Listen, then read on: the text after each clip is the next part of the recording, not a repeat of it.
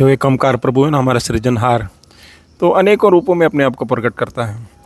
तो जब हम द्वैत से, अहंकार से भरपूर होते हैं तो हम ही हिरण्यकश्यप का रूप होते हैं, हिरण्यकश्यप का, जो हमारी लोक कथाओं में होता है ना। और जब हमारे अंदर द्वैत नहीं होती तो हमारी ही आत्मा भगत रूप हो जाती है, भगत प्रहलाद रूप हो जाती है। परंतु अगर एक परिवार में तो एक सदस्य है तो उसके अंदर जो पूर्णतः है, जो प्रभु समा गए हैं, तो वो भगत रूप हो जाता है, प्रहलाद रूप हो जाता है। तो और अगर उसी परिवार में एक ऐसा सदस्य है जिसके अंदर अहंकार बहुत ही प्रधान है, तो वही हिरण्यकश्यप रूप हो जाता है। तो ये हर युग में ऐसा चलता ही रहता है। लेकिन जो है ना, अहंकार है वो तो एक गुब्बारे की तरह था, उसको ज़रा सा कोई नोक लगी तीखी वो फट जाता है, तो लज्जित उसी को होना पड़ता है। और जो सत्य के साथ, जो एक ओंकार प्रभु के साथ जिसकी आत्मा विलीन होती है, उसकी हमेशा जय जयकार ही होती है, क्योंकि सत्य तो हमेशा आज सच जुगा सच होता है ना। अहंकार तो एक गुब्बारा ही होता है, भ्रम ही होता है। और यही है ना, जब हम अहंकार में होते हैं, अपनी विद्या का अहंकार, किसी चीज़ का अहंकार, तो हम उस पुजारी वर्ग के समान हो जाते हैं। जैसे नामदेव और उस पुजारी वर्ग की भी कथा है ना।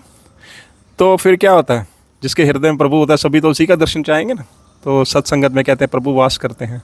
तो प्रभु किसके पास जाते हैं? प्रभु उसी की संगत, उसी के पास जाती है सारी संगत।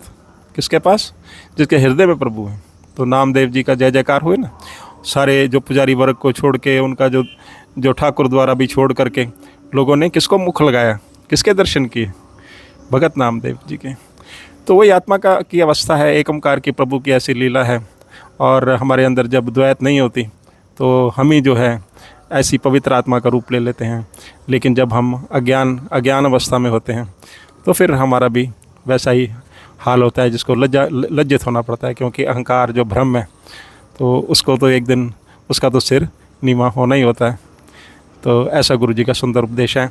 हर जुग जुग भगत उपाया, पैज रखदा आया राम राजे, हरनाकस दुष्ट हर मारया, प्रहलाद तराया, अहंकार या निंद का पिठ दे, नामदेव मुख लाया, जन नानक ऐसा हर सेव्या, अंत ले छड़ाया। सतनाम वाहिगुरु, सतनाम वाहिगुरु।